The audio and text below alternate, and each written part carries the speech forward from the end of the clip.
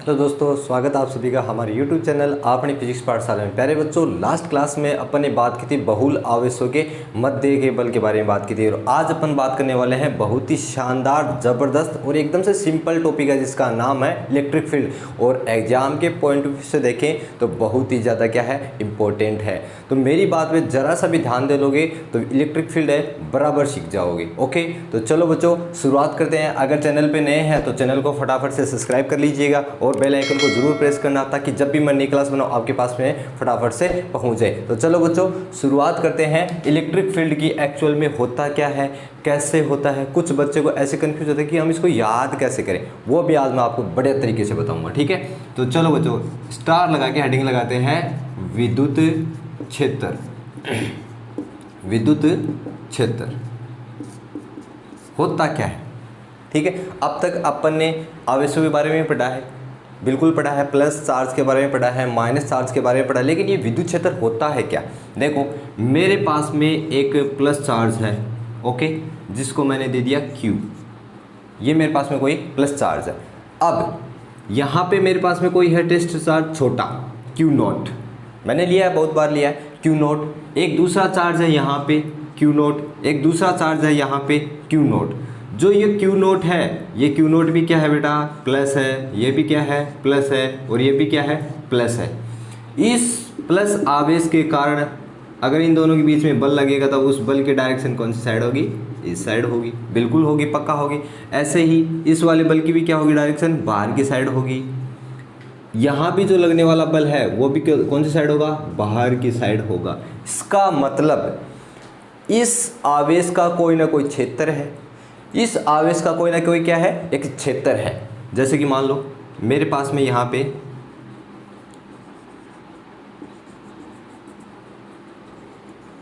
ये कोई क्षेत्र है जिसके अंदर अगर इस आवेश के पास में कोई दूसरा चार्ज आने की ट्राई करेगा, उस टाइम लगने वाला बल या तो हमारे पास होगा आकर्षण बल या फिर कौन सा बल होगा, प्रतिकर्षण बल। लेकिन मेरे पास समान परिमाण के आवेश हैं, प्लस चार्ज, और जो परीक्षण आवेश होता है वो भी बेटा क्या होता है, धनावेशी होता है। जो दोनों अगर समान परिमाण के आवेश हैं तो दोनों के बीच में कौन सा फोर्स लगेगा, प्रतिकर्षण बल लगेगा। तभी मैंने बोला है लगने वाले बल की डायरेक्शन कौन सी साइड होगी, बाहर की साइड। इसका मतलब ये है कि ये बल ये जो आवेश है इस आवेश के पास में आने की ट्राई करेगा, लेकिन ये भी पॉजिटिव है और ये भी क्या है, पॉजिटिव है, इसलिए ये क्या करेगा, एक दूसरे को क्या करेंगे, दूर भेजेंगे।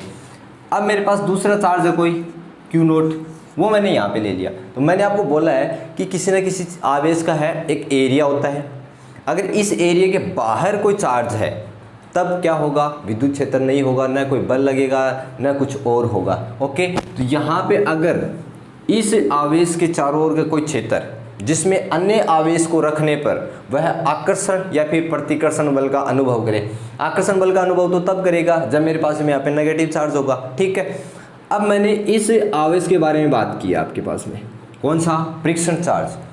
आपको मैं बता दूं, जो ये परीक्षण चार्ज है ये इस आवेश से बहुत छोटा है, सूक्ष्म है एकदम से, और एकदम से धनावेशित आवेश होता है ये। ओके, और ये जो आवेश है ये पर्सनली किसी भी चार्ज मतलब दूसरे वाले चार्ज पे बल नहीं लगाता है, पर्सनली किसी दूसरे चार्ज पे बल नहीं लगाता है, और इसके ऊपर बल लग सकता है। ये किसी दूसरे पे बल नहीं लगाएगा, पर्सनली इसके ऊपर बल लगता है, मतलब ये वाला चार्ज इस पे बल लगा सकता है, लेकिन ये वाला जो चार्ज है ये इस पे बल नहीं लगाएगा। ओके, तो मैंने बोला कि ये जो आवेश है इसके यहाँ पे भी कोई मैंने परीक्षण आवेश ले लिया, यहाँ पे परीक्षण आवेश ले लिया, यहाँ पे परीक्षण आवेश ले लिया। ठीक है, इन तीनों के अंदर समान परिमाण के आवेश हैं। समान परिमाण के आवेश के कारण एक दूसरे को क्या करेंगे, प्रतिकर्षित करेंगे। इसका मतलब ये हुआ कि इस चार्ज के कारण कोई ना कोई एरिया है, इस एरिया के अंदर ही इसका स्टेटमेंट है वो क्या बनेगा, देखो, किसी आवेश के चारों ओर का वह क्षेत्र जिसमें अन्य आवेश रखने पर, बहुत इजी है, रखने पर आकर्षण आकर्षण आवेश रखने पर वह आवेश आकर्षण या प्रतिकर्षण बल का अनुभव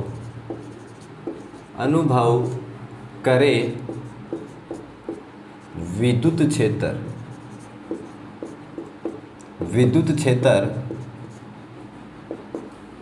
कहलाता है। क्या कहलाता है बेटा? विद्युत क्षेत्र कहलाता है। बहुत ही इजी है। किसी आवेश के चारों ओर का वह क्षेत्र जो मैंने बनाया है, ये हमारा आवेश रहा। किसी चारों ओर का वह क्षेत्र जिसमें अन्य आवेश को रखने पर वह आवेश आकर्षण या फिर प्रतिकर्षण बल का क्या करेगा बेटा? अनुभव करे, फील करे, उसे क्या बोलते हैं? विद्युत क्षेत्र बोलते हैं। फिर इसके बाद जो हमारी नेक्स्ट जो हेडिंग आती है, नहीं बना लेते हैं, इसको मैं मिटा दूं। डायग्राम अब हमारे कोई काम का नहीं है, सिर्फ समझने के लिए था।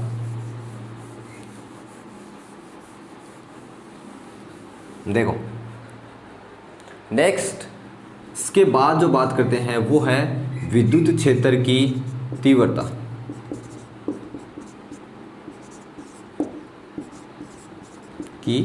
तीव्रता। इसकी परिभाषा और भी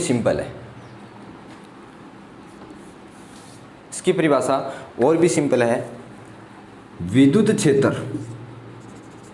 विद्युत क्षेत्र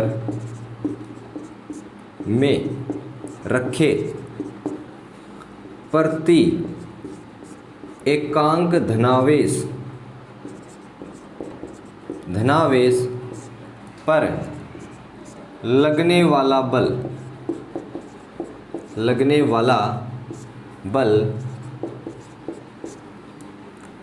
बल विद्युत क्षेत्र की तीव्रता कहलाती है। विद्युत क्षेत्र की तीव्रता कहलाती है। बहुत ही सिंपल, एकदम से इजी परिभाषा बेटा। एग्जाम के अंदर आने के 100% क्या रहते हैं? चांसेस रहते हैं। ठीक है। फिर देखो, यदि विद्युत क्षेत्र में रखे परीक्षण आवेश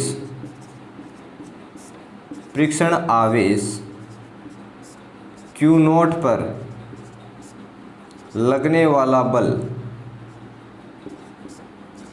वाला बल F वेक्टर हो तो विद्युत क्षेत्र की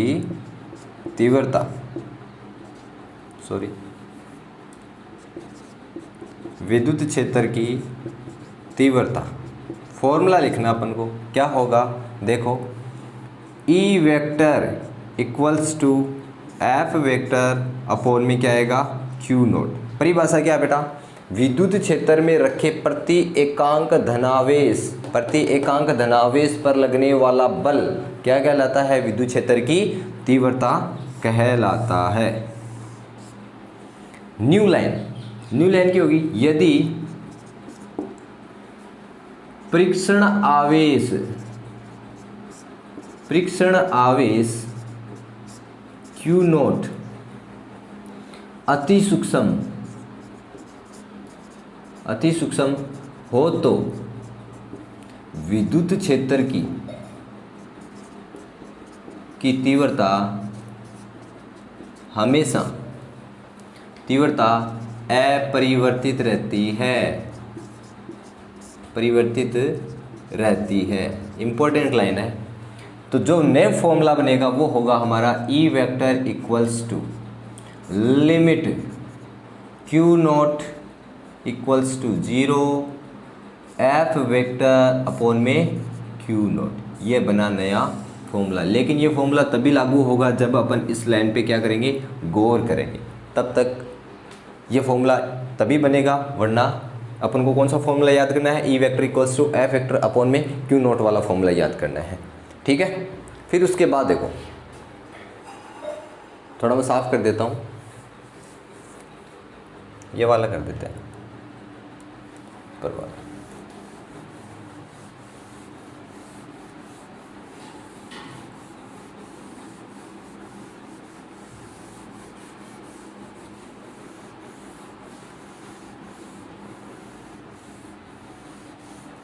बहुत ही इजी टॉपिक है, वैसे ज़्यादा हार्ड नहीं है।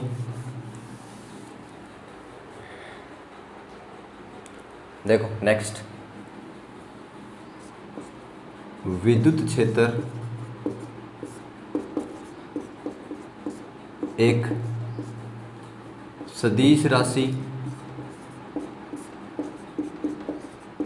राशि होता है जिसकी दिशा धनावेश से दूर की ओर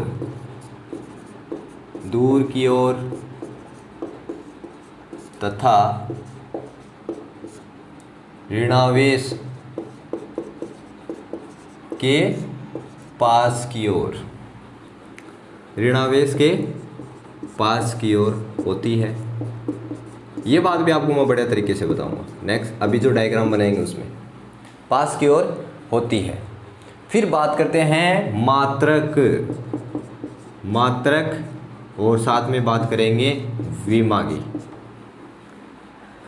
मैं ये चीज़ आपके लिए छोड़ता हूँ, फटाफट आपके पास में फॉर्मूला है E vector equals to F vector upon में Q नॉट। इसका मेरे को मात्रक चाहिए और विमा चाहिए। फटाफट से कमेंट करके बताइए, फटाफट यार बच्चों, फटाफट कमेंट करके बताना है कि इसका मात्रक क्या होगा और इसकी विमा क्या होगी, जल्दी से।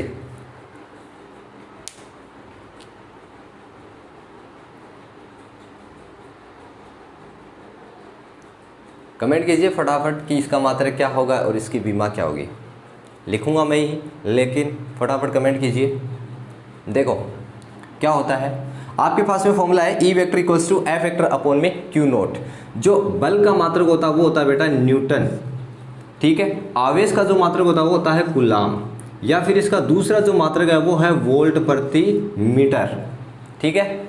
इसी फॉर्मूले को देखते हुए मैं चाहूँ तो पूरी विमा की कैलकुलेशन करके आपको निकाल के दिखा सकता हूँ, वरना सीधी जो याद करनी है आपको वो होगी M1 T-3 A-1, ये इसकी क्या होगी, विमा होगी, ठीक है। इसका मात्रक जो है वो होगा न्यूटन बटे कूलाम या वोल्ट बटे मीटर। और बेटा जी आपको बात बता दूं, एग्जाम के अंदर ऑप्शनल जो क्वेश्चन हैं उनके अंदर ये क्वेश्चन पूछे जाते हैं, वेरी इंपॉर्टेंट है ये बातें। ये वाली बात और ये वाली बात क्या है, वेरी इंपॉर्टेंट है, क्योंकि वहाँ पे अगला क्वेश्चन दे देगा अपन को कि विद्युत क्षेत्र की तीव्रता का मात्रक क्या होता है। 4 ऑप्शन दे दिए, उनमें से ये मात्रक दे देगा, तो आपको वहाँ पे क्या करने, सेलेक्ट करने, ठीक है। अब देखो विद्युत क्षेत्र में लगने वाला बल धनावेश के कारण विद्युत क्षेत्र की दिशा में होता है, और ऋणावेश के कारण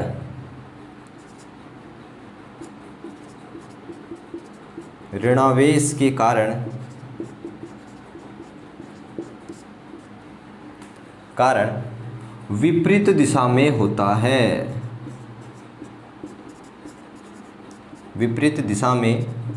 होता है,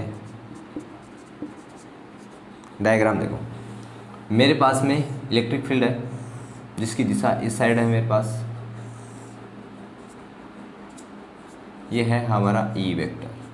मैंने इस विद्युत क्षेत्र के अंदर धनावेश रखा है कोई प्लस Q। इस प्लस Q के कारण जो लगने वाले बल की जो दिशा होगी वो होगी इस side, F equals to QE। ये हमारा फॉर्मूला बनेगा, विद्युत क्षेत्र की तीव्रता से ये फॉर्मूला निकल के आता है।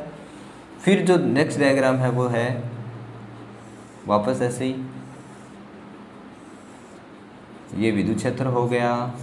इस बार मैंने रखा माइनस क्यू आवेश, और इसके कारण जो लगने वाले बल की जो डायरेक्शन है वो होगी इसके विपरीत साइड, मतलब माइनस का क्यू ई आएगा।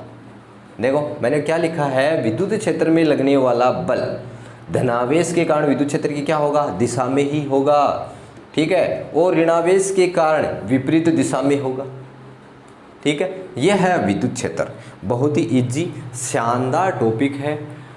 अब इसके बाद में जितने भी टॉपिक आने वाले हैं सब के अंदर इलेक्ट्रिक फील्ड की बात होने वाली है, ठीक है। अब जो मैं टॉपिक की बात करने वाला हूँ सबसे शानदार, न्यूमेरिकल के हिसाब से भी देखें और डेरिवेशन के हिसाब से देखें तो बहुत ज़्यादा इम्पोर्टेंट है। इम्पोर्टेंट टॉपिक की अपन बात करने वाले हैं। अगर इस टॉपिक पे अगर आप लोग ध्यान नहीं दे पाओगे तो मैं आपको गारंटी के साथ कह सकता हूँ आप नेक्स्ट वाले टॉपिक भी नहीं कर सकते, ठीक है। तो आपको क्या करना है, फटाफट इस तरीके से ध्यान देना है कि एक बिंदु आवेश के कारण विद्युत क्षेत्र की तीव्रता का फॉर्मूला कैसे निकाला जाता है, ठीक है। तो चलो बच्चों, नेक्स्ट जो टॉपिक है हमारा वो है विद्युत क्षेत्र बिंदु आवेश के कारण विद्युत क्षेत्र की तीव्रता।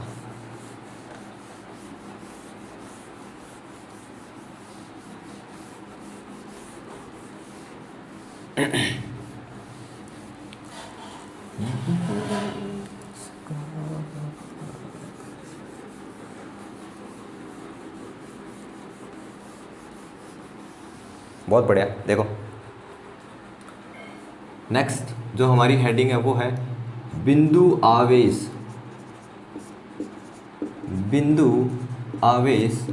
के कारण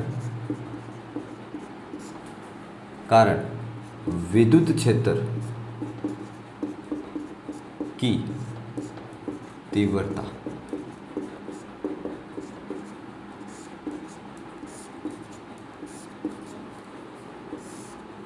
देखो क्या होती है,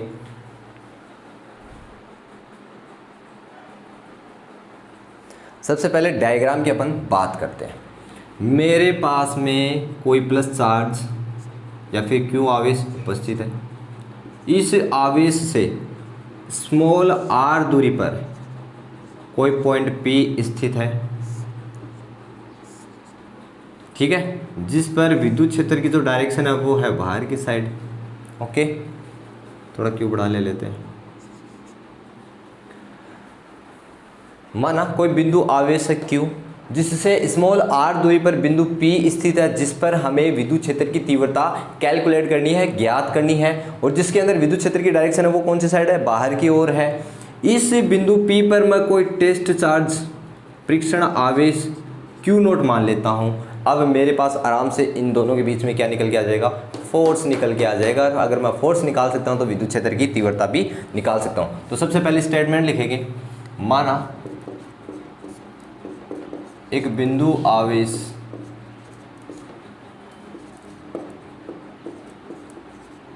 Q है, जिससे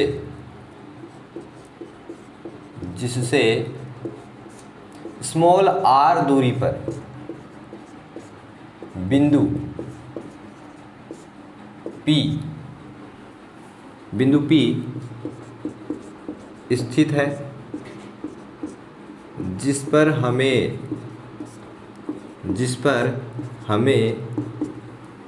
विद्युत क्षेत्र की तीव्रता ज्ञात करनी है। बेटा क्या करनी है, ज्ञात करनी है,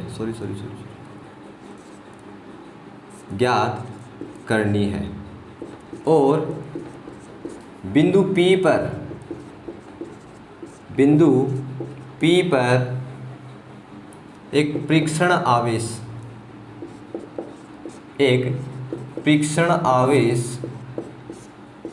Q0, परीक्षण आवेश Q0 मान लेते हैं।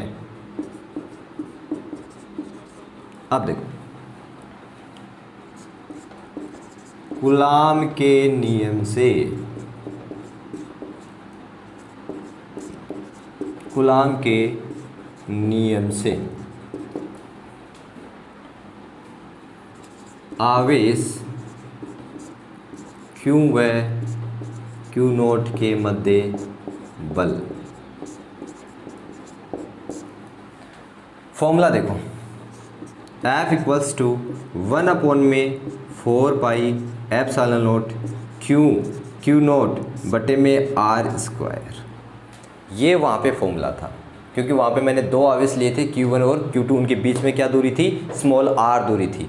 अब देखो पूरी डेरिवेशन करने के बाद में अगर मैं चाहूँ तो सदिश रूप ले सकता हूँ और मैं चाहूँ तो यहाँ भी ले सकता हूँ। किसी भी चीज़ का जब अपन वेक्टर निकालते हैं, किसी भी चीज़ का जब अपन वेक्टर निकालते हैं तो उसके इक्वल में उसका परिमाण, साथ में उसके मल्टीप्लाई में होता है उसका एकांक सदिश।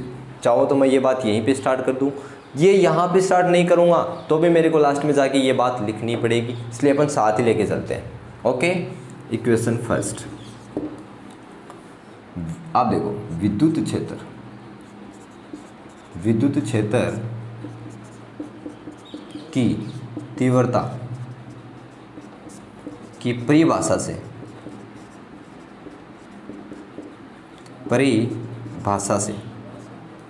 फॉर्मूला क्या था हमारा, E vector equals to F vector upon में Q नोट। Equation second. अब देखो इक्वेशन फर्स्ट के अंदर हमारे पास में F का मान है, वो इक्वेशन में सेकेंड के अंदर रख दूंगा। तो देखो डायरेक्टली मैं रख रहा हूँ बिना कुछ लिखे हुए, E vector equals to 1/4πε0 Q naught बटे में Q नोट और R² और साथ में मैंने क्या लगाया है, R लगाया। बेटा जी Q नोट से Q नोट कैंसल। इसके बाद जो फॉर्मूला बनेगा वो होगा हमारा E vector equals to 1/4πε0 Q upon में R² और R। चाहो तो नया फॉर्मूला भी लिख सकते हो, K Q अपॉन में R² R। दोनों फॉर्मूले चलने वाले हैं। अब आता है क्वेश्चन, बात करते हैं क्वेश्चन की। न्यूमेरिकल आता है, कोई 2 माइक्रोकूलाम का आवेश से 10 सेंटीमीटर की दूरी पर कोई पॉइंट P है जिस पर हमें विद्युत क्षेत्र की तीव्रता कैलकुलेट करनी होता है। उस टाइम हमें कौन सा फॉर्मूला यूज करना है, ये वाला फॉर्मूला यूज करना बेटा। कौन सा, E vector equals to Q upon में R² वाला फॉर्मूला यूज कर सकते हो। और K का ही तो मान होता है 1/4πε0, तो कोई ज़्यादा थोड़ी ना होता है। तो दोनों फॉर्मूले चलने वाले हैं। अब देखो फॉर्मूले के बीच में कुछ बात समझ में आ रही है मेरे को, तो मैं यहीं पे बात कर लेता हूँ। E व R के मध्य ग्राफ के बारे में बात करेंगे। तो दोनों के बीच में जो रिलेशन है वो मेरे को डायरेक्टली दिखाई दे रहा है आपको, कि जो इन्वर्सली प्रोपोर्शनल है वो है 1/r² के, बिल्कुल मेरे को दिखाई दे रहा है। तो सबसे पहले पहली जो ग्राफ बनाऊंगा वो मैं बना रहा हूँ इन दोनों के बीच का जो रिलेशन है, कौन सा, E और R के बीच की जो रिलेशन है। तो वो वाला जो ग्राफ बनेगा वो बनेगा E वेक्टर और R लगाया इधर, ठीक है, R मान लो चाहे R वेक्टर लगा लो, कोई बड़ी बात नहीं है। इन दोनों के जो बीच में रिलेशन आएगा वो होगा ऐसे, चरघातांकी रूप से क्या होगा, घटेगा। दूसरा जो ग्राफ बनेगा वो मैं बना रहा हूँ E व और 1/r² के मध्य, E व R के मध्य। ध्यान देना मेरी बात पे, बिल्कुल ध्यान देना है।